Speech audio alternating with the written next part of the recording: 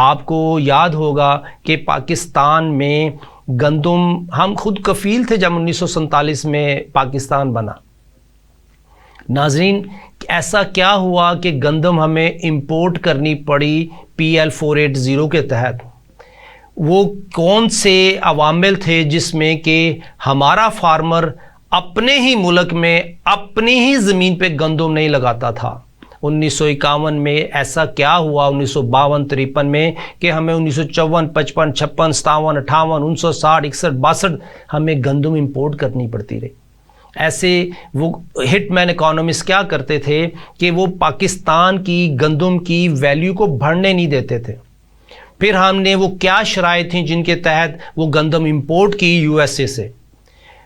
वो not only Pakistan ने import की बल्कि US पॉलिसीज़ ने अपनी, देखिए मैं अगर US का गवर्नमेंट का एडवाइज़र हूँ तो मैंने US की भलाई देखनी है, अगर मैं पाकिस्तान का हूँ तो मैंने पाकिस्तान की भलाई देखनी है। US की पॉलिसीज़ जब पाकिस्तान पे और इंडिया पे इम्पोज हुई तो इंडिया ने भी गंदम इंपोर्ट की, पाकिस्तान ने भी इंपोर्ट की। उस गंदम इंपोर्ट करने की जो पेमेंट वो किस तरीके से की गई, पाकिस्तानियों ने तो पेमेंट की। 8 रुपये, 9 रुपये, 10 रुपये मन हम गंदम उगाते थे, लेकिन वही गंदम जो 8 रुपये, 9 रुपये हमें कॉस्ट पड़ती थी वो हमने 22 रुपये, 25 रुपये, 30 रुपये मन दी 1951 से 65 के दरमियान। वो इसलिए गंदम हमें दी गई, उधार दी गई, और उसके बाद पैसे लिए गए ताकि हम पे डॉलर डिमांड आ जाए। जब हमने पैसे वापस करने थे तो USA ने कहा कि ये हम पाकिस्तान रुपीस में नहीं लेंगे, इस गंदम के पैसे डॉलर में दें। हम पे लोन क्रिएट किए गए इंफ्रास्ट्रक्चर डेवलपमेंट के चक्कर में कि आप हमें डॉलर में पे करेंगे। अब मेरे पास, हम पाकिस्तानियों के पास अगर डॉलर नहीं है तो इसका मतलब ये हुआ, ये करेंसी मिसमैच है कि हमने लोन लिए डॉलर में और उसको यूटिलाइज किया रुपीस में, जब वापस करने हैं तो हमारे पास डॉलर नहीं है। इसी तरीके से डॉलर की डिमांड बढ़ गई।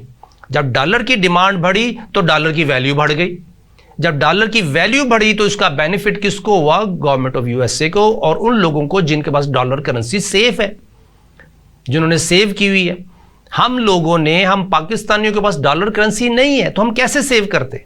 सो हम पे जब डॉलर लायबिलिटी इंपोज हो गई और उस लायबिलिटी के लिए अब हमें डॉलर अरेंज करने हैं तो हम पे कर सकते हैं। तो डॉलर की डिमांड की वजह से रुपये पे प्रेशर पड़ा और डॉलर की वैल्यू बढ़नी शुरू हो गई।